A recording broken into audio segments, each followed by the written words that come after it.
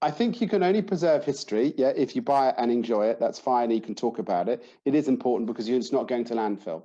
But that's the most important thing about what you buy, your vintage, your antiques, whatever you buy, whether it be vintage, whether it be antique, secondhand,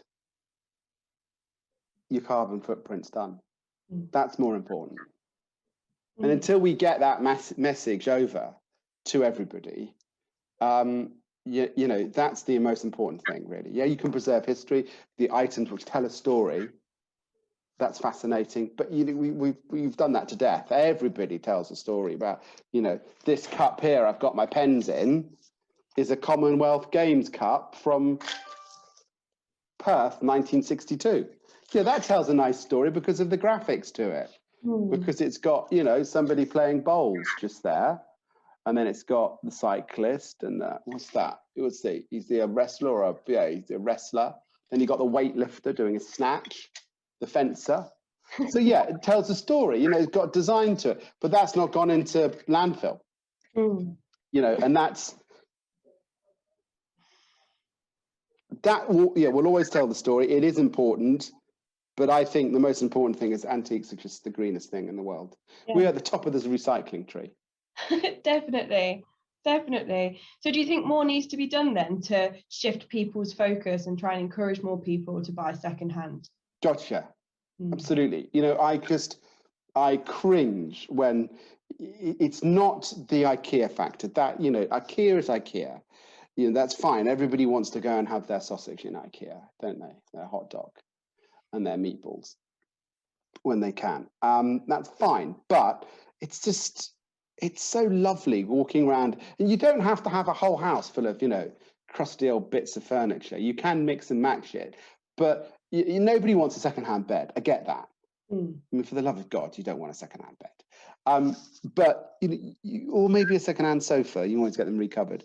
But a chest of drawers, 100%, you know, it's been around for 200 years. It's going to be around for another 200 years, where I can guarantee your one from wherever you buy it from is not going to be there within 10 years. Definitely. You know, all this plastic crap. Yeah. But some things are good. Some things are good, you know. There's some things you can't rebuy. Some things you can't go to a vintage shop. You know, here I've got my diamond light. You know, I can't buy another one of these. You know, this isn't, you know, you've got to have you've got to have one which gives you a proper daylight.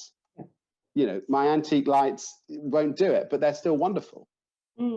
But, you know, some things you need and some things you don't. So, yes, it's a bit of give and take. Definitely.